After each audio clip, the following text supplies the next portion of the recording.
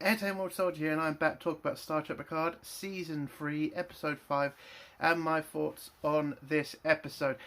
This episode is the best episode so far. I mean, it's a fantastic episode. The storyline that we get in this episode, it's just amazing. And the returning character was shocking for that person to come back. And then to do a fucking amazing...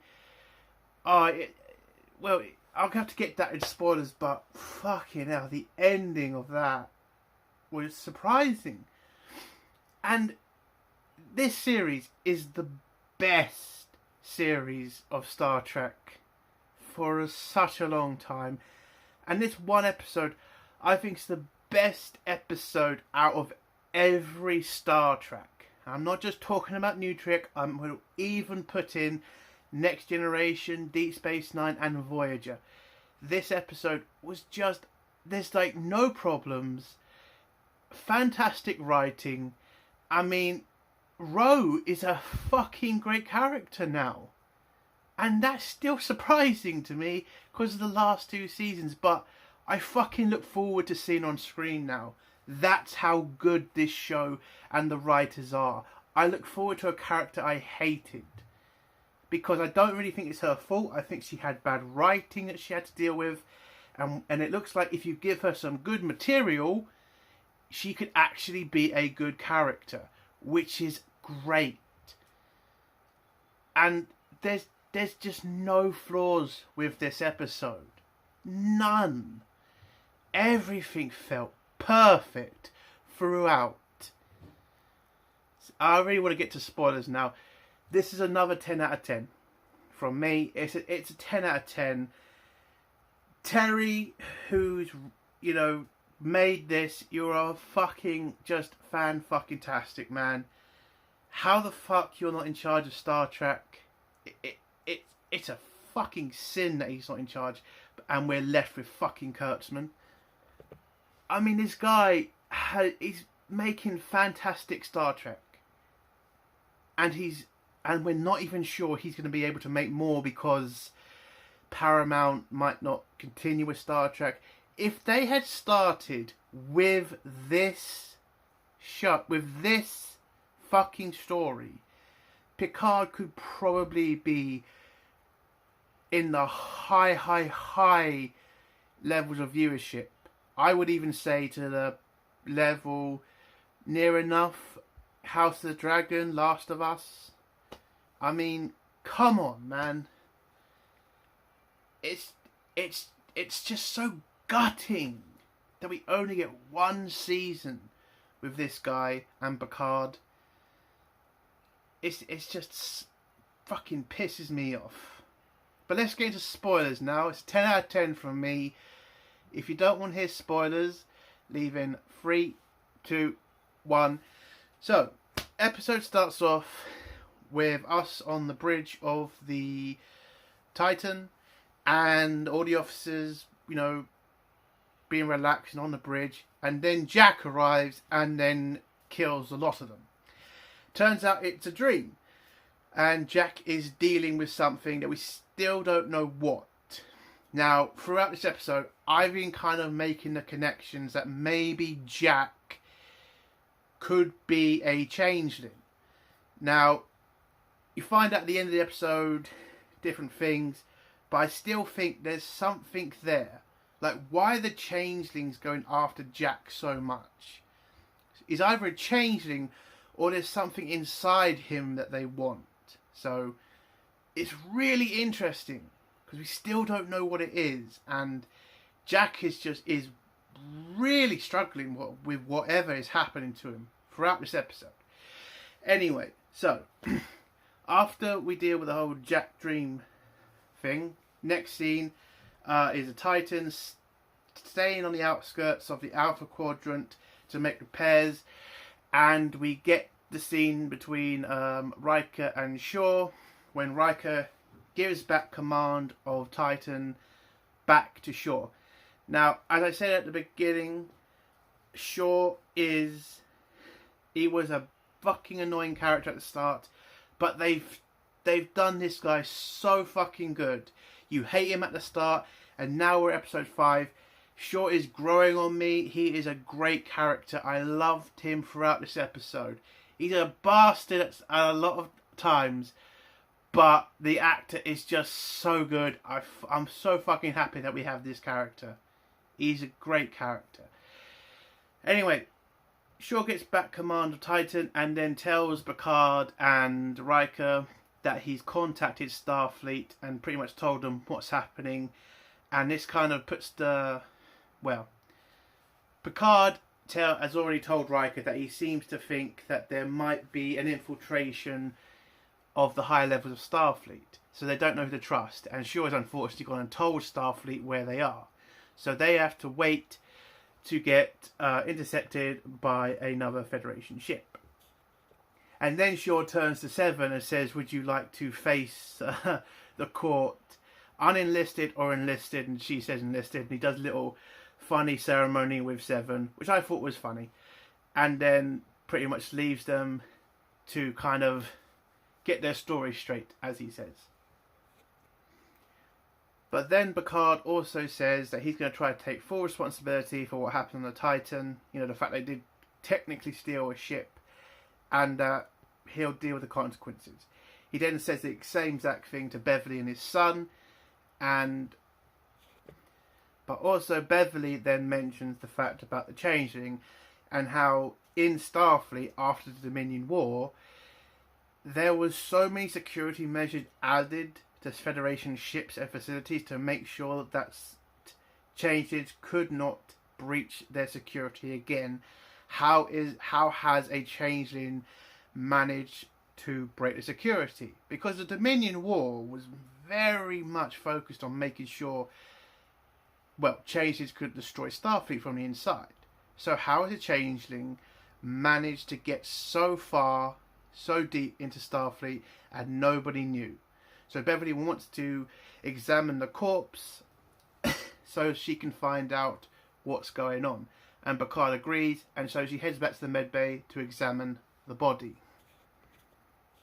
So Beverly heads off, and Picard talks to Jack and tries to convince him that it's not going to be too bad. Starfleet's kind of a progressive organisation. You do something wrong, you get punished, but the Federation's always willing to give you a second chance. And maybe he should consider joining Starfleet, basically. Jack's pretty much, I'm not interested in that. I'll just deal with Starfleet and I'm going to fuck off somewhere else and live his life, basically. Which kind of makes Picard sad because I think he wants his son to stay close to him. I think he wants to make a relationship with his son. And if his son just disappears again, it's going to be a lot harder. So Picard leaves his son, and then Jack starts to have, weird feelings again because he's still worried about what's ever happening inside him. Next scene is Raffi and Worf training, and it's kind of good to see their growing relationship. They are joking with each other. Again, I'm still very surprised about, how the writers have just really improved on Raffi. They really have. She is such a good character now. She isn't just complaining all the time. She isn't, it doesn't feel like a waste of time watching her, basically. Anyway, so they train, they do a little bit of jokes with each other. Then they get a message from Starfleet or their handler telling them that their request to go to Daystrom and to examine what might have been stolen has been denied. And Raffi gets pretty pissed off about this and thinks that they should just do it on their own, regardless of what their handler says. But Worf doesn't really want to break the rules. He's not that sort of person. So Worf pretty much comes up with a different way to try to enter Daystrom. Basically, they have to find out who the Ferengi is working with, because whoever Sneed was working with has the capability to break into Daystrom. So the plan is find this mysterious gangster called Kryn. So they head back to the market, or this criminal market they go to, and try to find Kryn. And Raffi starts kind of telling people they want to know who was working with him. They need information, blah, blah, blah, blah. And Worf just sits down and tells her basically they need to wait and let the situation resolve itself. Which pretty much means you're going to be standing around for a long time, Raffi, so get comfortable. Anyway, next scene. The USS Trepid arrives and requests to transport security officers over to the Titan.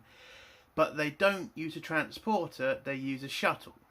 Which makes everybody on this bridge kind of confused. Why would you not use a transport? Why would you use a shuttle? It's quicker, more efficient. So, Shaw, Riker and Picard head down the Toba lift to meet with the security team from the shuttle.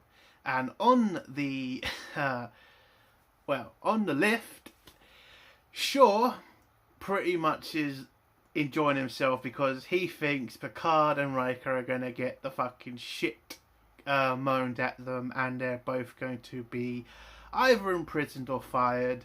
And so he's just enjoying himself. And I mean, he is a prick, but he's a fucking entertaining one. And when Riker and Picard mentioned that they have saved the universe a couple of 100 times, Shaw does bring up a good point and says, yeah, you have saved the galaxy a bunch of times, but you also have put the galaxy in massive danger the other times. It's more of a chicken and the egg scenario, as Shaw says. Which I kind of, again, he's being a dick, but it's funny and entertaining at the same time. Yes, Discovery, it is possible to be funny and entertaining at the same time, not fucking ridiculously stupid all the time. Anyway, so the security team arrive, and who the fuck is the commander in charge? It's fucking Ro. Now, for people who have not watched Next Generation, Ro is a very interesting fucking character, and her relationship with Picard has gone through a lot of shit, you know, and I'm just so happy they brought Ro back, because she had a very kind of messy ending in Generations, especially when you know about the fact that Picard did love her, and he did. This was not a whole, you know, teacher and student thing, which is what they were trying to do with the characters, but it kind of evolved into a romantic thing. That's why Picard feels so betrayed by her. It wasn't just a, professional, let's just say. It wasn't professional, but then Picard kind of changed it. Anyway, so Ro's in charge of the security team and is commander of the USS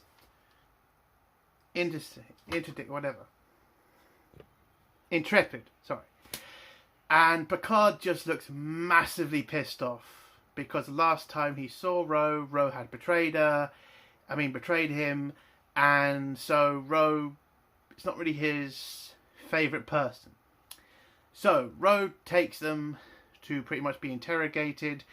They go to the room at the back of the bridge, and when Riker tries to kind of defend Picard and just say, listen, we're all kind of friends here, Ro just pretty much sends Riker out with the security officers with her, and then Picard and Ro get down to the whole interrogation. So when Picard kind of mentions, takes shots at Ro, like, how the fuck did you get back in Starfleet? And how do I know you're not a changeling? Ro pulls out a knife and shows that when blood leaves her body, it doesn't change. So the blood tests from Deep Space Nine are now coming back, which is very, again, there's so much respect given to every Star Trek in this one episode. Deep Space Nine, Next Gen, even Voyager. It's just a great episode. Anyway, Ro cuts her hand, shows that there's blood, shows it's not changing, And then she goes on to with the whole interrogation and says, why did you take the ship? Where's Jack? All these, questions that she wants to know. Picard keeps talking about the fact that Ro betrayed her, joined the Maquis, and Ro just gets pretty sick of this and just explains, like, yes, I joined the Maquis. Yes, I betrayed Starfleet, but I believe in what I do. I don't just follow an organisation blindly because I have to sometimes do what I think is right, which you can respect from Ro's kind of point of view, especially when you know what the Maquis was fighting for. Again, if you know the backstory of Ro, you can kind of see why she betrayed, the Federation, why she joined them. So, I think Picard's kind of acting a bit of an arsehole in this, in his thoughts of Ro, but then you can kind of see it from his point. Again, what Star Trek used to do, give you both sides of a fucking argument. God, I'm just so happy we get that now. Anyway, so Picard then gets a mess. Well, then we go to the next scene where Beverly finds out that the changelings have evolved, because when she cuts into the changeling, it looks like Lieutenant LaForge, the pilot. When she tries to get LaForge to identify the body, she pretty much froze up because it is a dead body, and I don't think she's used to that sort of thing. So she froze up, and then Beverly starts cutting to the body and showing that bloodletting is pretty useless because the body, or at least the changeling's body and blood, stays looking human all the way through. It only matters when you start cutting deeper into the body and removing body parts for a long time, does the body parts return to its gelatinous form. Which now means the Federation are fucked. Because if changelings can't be spotted by bloodletting, and their internal organs are always human, even after they're dead, it's a massive problem for Starfleet security, and anybody in Starfleet could be a changeling. So all of the protections that they've put in for the Dominion War mean nothing now. Which is so fucking interesting. God, I mean, again, this is the best Star Trek. I know I keep saying it, but it really is. So, Beverly tries to send a message to Picard warning him about what she's found out. So, she sends a message to Picard. Ro lets him, she uses her communicator to communicate with Picard. Picard gets the message that Beverly wants to talk to him. Beverly kind of covers this up by saying it's a medical thing. So Ro lets him answer the message. He does. He goes to the computer, and the computer pretty much tells him we can't detect changelings with bloodlettings anymore. It's going to be impossible to find them, basically. So when Picard sees this, he pretty much knows, fuck, this could be a changeling in the room with me and not Ro. So, Picard and Ro then go to the medical bay because she wants to inspect the body. They head down there.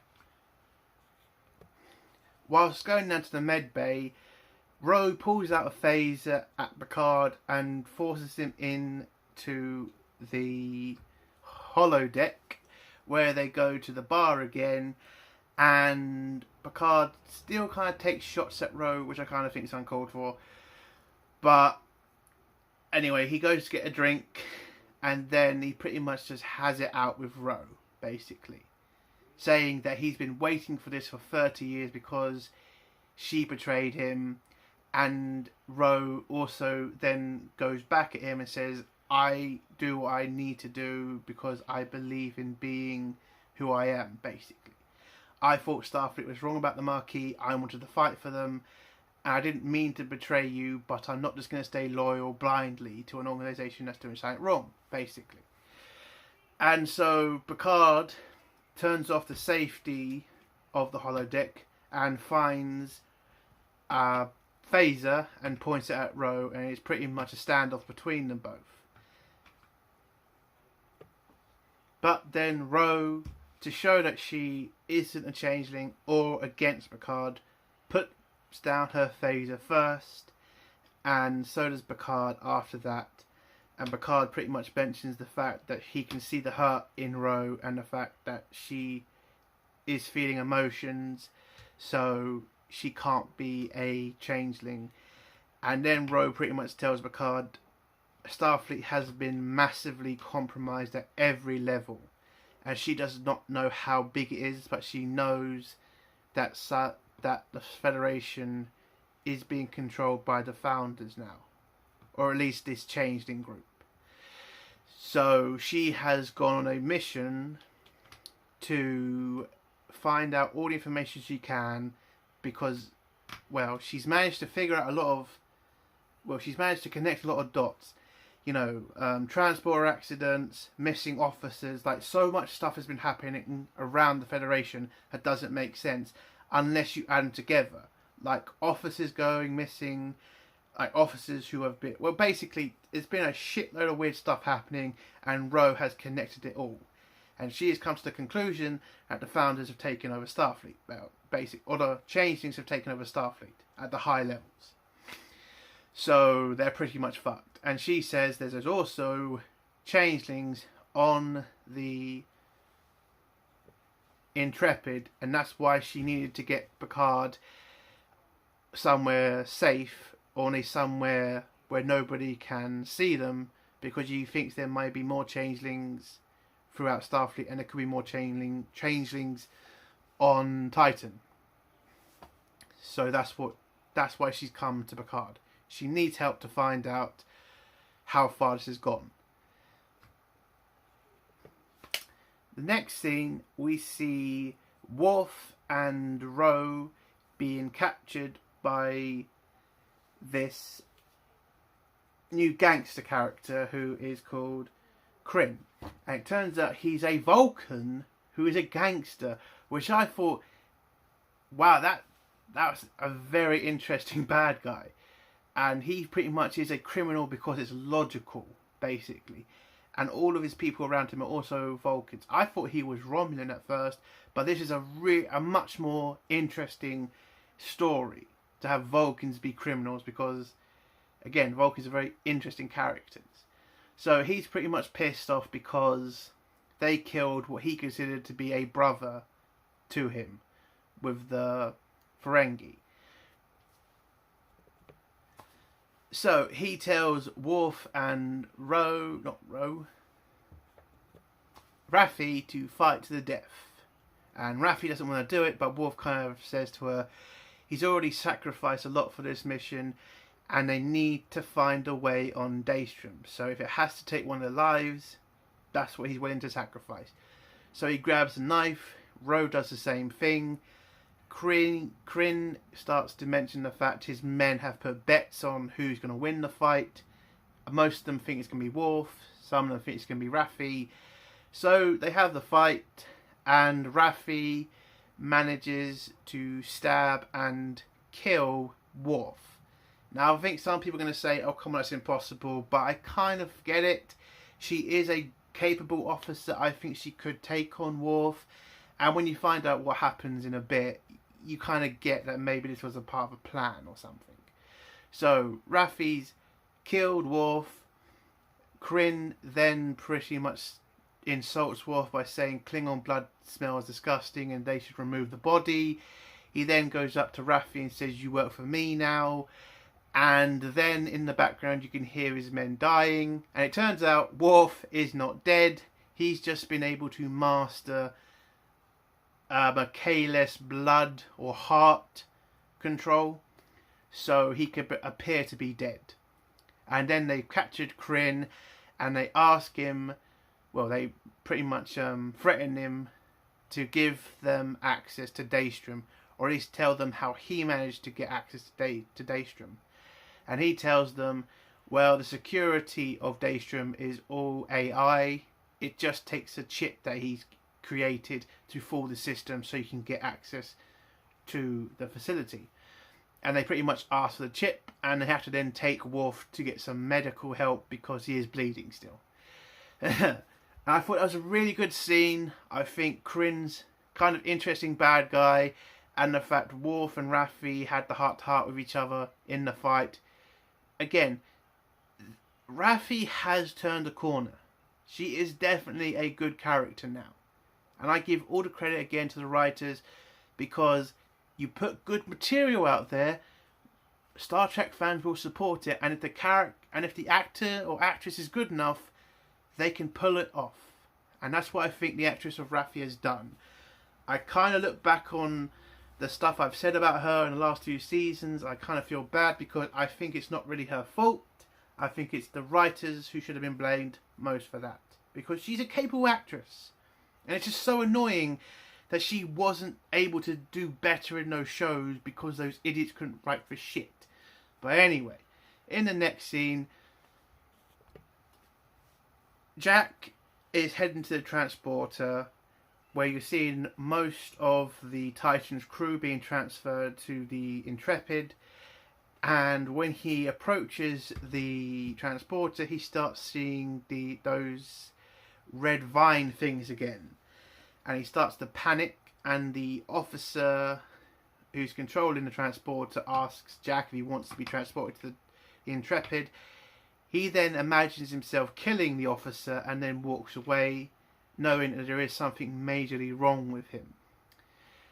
We then see Ro and Picard talking to each other again, and she's pretty much explained to Picard what she's found out, and the fact that they need to run from the Intrepid and go on the... Well, they need to go underground and find out how far or how much of the Federation has been taken over by the changelings, to find out how deep this well goes, basically. So Picard agrees. They then head out of the room. We then see the 2 security officers who were with Ro on arrival looking for Jack. They then realise that Ro has been with Picard for way too long, head back to the bridge to find her.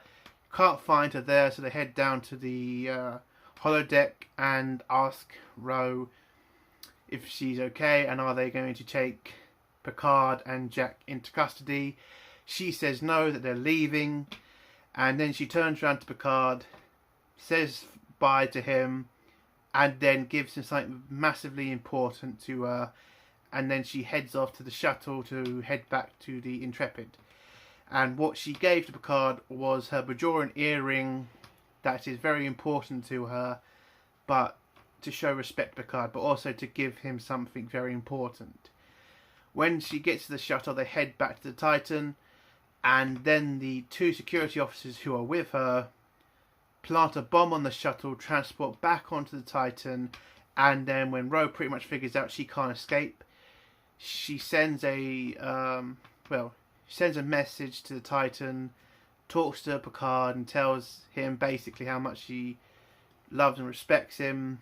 So does Picard, realising the love that he had for her.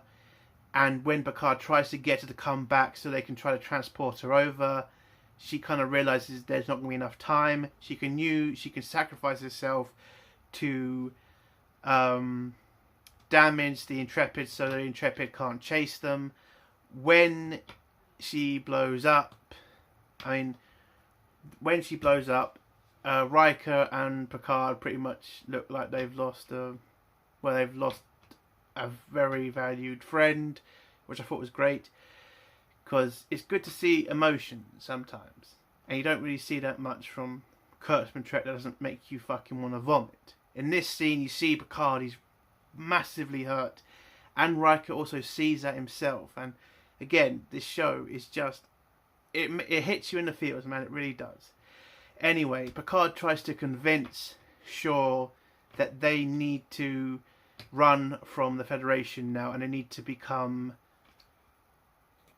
Well, no, they need to go on the run so that they can figure out what's going on. Shaw's kind of unsure about this. He doesn't want to make his entire crew criminals. And when Riker has to remind him that Seven has to remind him that most of the crew have been transported to the Intrepid, they've got a skeleton crew on board, then when Shaw sees that the Intrepid's about to fire at them, he's convinced, and the fact that Rose sacrificed herself, then says red alert, and then pulls the Titan away, and they hyperspace out of there. The Intrepid fires a couple of torpedoes but miss. So they're on the run now, and the final scene is, well, the final scene with Picard and Riker is Riker showing Picard that what Ro gave him was her earring, but inside the earring is a data chip showing all of her files on everything she's found out from her investigation. And then we get an amazing clip where Worf contacts Ro, and then we get the first interaction between Picard, Riker and Worf, which is a great scene. But when Worf asks about where's Ro, they pretty much have to tell him she's gone. And the final scene, well, actually I forgot about one scene where it's the changelings that transported onto the Titan. So the changelings have all transported from the Intrepid onto the Titan. They look for Jack, they find Jack, and then Jack just has this fucking kick-ass moment and kills all 4 of the changelings. And then all their bodies are brought to the med bay, where he has a heart-to-heart with his mum, where his mum then tells him she can see that he's not sleeping, and she knows there's something wrong with him, but she needs him to tell her what's wrong. And when she asks him about how did you know they're all changelings, he tells her he didn't know that they're all changelings, and that there might be something massively wrong with him because he seems to want to kill everybody for weird reasons. And that's how the episode ends. This episode was amazing. It is the best episode so far, and again, a 10 out of 10. The storyline, and it's just such a fucking good story. You know, spy, war, it's just amazing. To go back to the, Deep Space Nine and our fear of the changelings because you don't know who they are. You don't know if you can trust your friends because there could be there could be a changeling. It's just so epic. And I think that's what's so good about this fucking show, is the fact that this Terry has done such an amazing job that it's just put so much life back into Star Trek. And I can't thank him enough for this. This is what Star Trek should have been. It needs to be fucking entertaining. It needs to be interesting. It needs to be fun. Not depressing and not fucking boring, which we always seem to have gone from Discovery and everything else Kurtzman Trek. So, I mean, this episode, again, was just amazing. I hope you enjoyed this review, and I hope to see you in the next one. If you like this video, give it a like. If you dislike this video, give it a dislike. And if you like my content, do think about subscribing. And if you have a comment, I'll try to get back to it. Entertainment World Soldier. Bye.